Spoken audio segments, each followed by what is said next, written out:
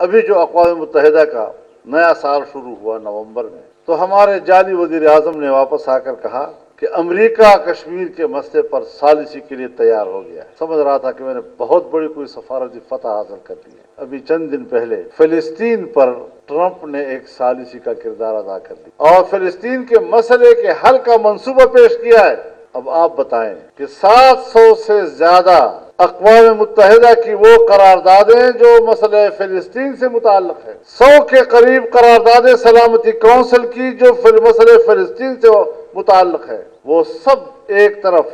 غیر مؤثر قرار دی گئی اور ٹرمپ صاحب جو ہیں وہ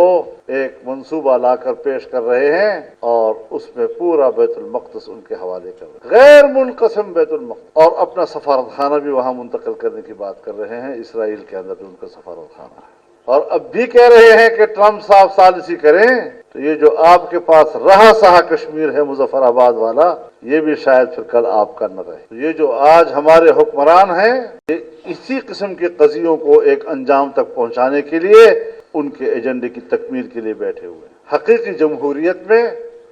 کبھی بھی کوئی عوام کے خواہشات کے خلاف فیصلے نہیں کر سکتا کہ کشمیر کا مسئلہ اقوام متحدہ کی قراردادوں کے مطابق حل ہونا چاہیے، انہیں حق خود ارادیت کا حق ملنا چاہیے، وہ اپنے فیصلے خود کریں۔ جبری طور پر ہمارے اوپر جو فیصلے مسلط کیے جا رہے ہیں وہ کبھی بھی بہتر ثابت نہیں ہو سکتے۔ ہم نے فاٹا کا انضمام جبری طور پر کیا اور میں نے پارلیمنٹ میں تقریر کرتے ہوئے کہا تھا کہ آج تم فاٹا کے عوام سے پوچھے بغیر اس کے انضمام کا فیصلہ کر رہے ہو، کل ہندوستان کشمیریوں سے پوچھے بغیر کشمیر پر قبضہ کر لے گا اور اس کو اپنا حصہ بنائے گا۔ آج تم پاکستان کے آئین کا آرٹیکل 247 ختم کر رہے ہو، کل ہندوستان آئین میں ترمیم کر دے گا اور کشمیر کی خصوصی حیثیت کو ختم کر دے گا۔ ہم نے وہ غلطیاں کی ہیں اور آگے دیکھیے ہوتا ہے کیا۔ پاکستان کے مالک پاکستان کے عوام ہیں، اگر پاکستان کا مالک مضبوط ہے اور طاقتور ہے تو کوئی غلط فیصلے ہم پر مسلط نہیں کر سکتا۔ پاکستانی قوم کو اس طرح کی جمہوریت نہیں چاہیے، پاکستانی قوم کو اس طرح کی جمہوریت پر قناعت نہیں کرنی ہے۔ پاکستانی عوام کو مکمل آئین کے مطابق جمہوریت چاہیے، تب جا کر ہم کشمیر کا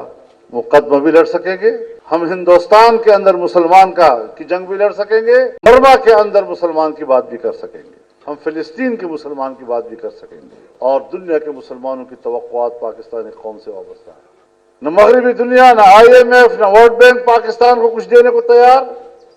اور جو چین نے دیا تھا اس کا پیسہ بھی ضائع کر دیا۔ مہنگائی کہاں تک پہنچ گئی ہے؟ اب بازار میں جائیں آپ کو لوگ کہیں گے آپ کیا کشمیر کی باتیں کرتے ہیں، میرے بچے بھوکے ہیں، میرے جیب میں اتنی طاقت نہیں ہے کہ میں بازار سے اپنے لیے راشن خرید سکوں۔ یہاں تک قوم پہنچ گئی ہے۔ لہذا ایسے وقت میں جب ہر طرف مایوسی کا دورہ ہے، چاہے کشمیریوں کے حوالے سے ہے، چاہے پاکستان کے غریب لوگوں کے حوالے سے ہے، بے روزگار نوجوانوں کے حوالے سے ہے، ایسے وقت میں جب کہ ہر طرف مایوسی ہے اور سہارا دینے والا کوئی نہیں، انشاءاللہ العزیز اس محاذ پر ان چیلنجوں کا مقابلہ کرنے کے لیے فقیروں کی یہ جماعت لڑنے کے لیے تیار ہے۔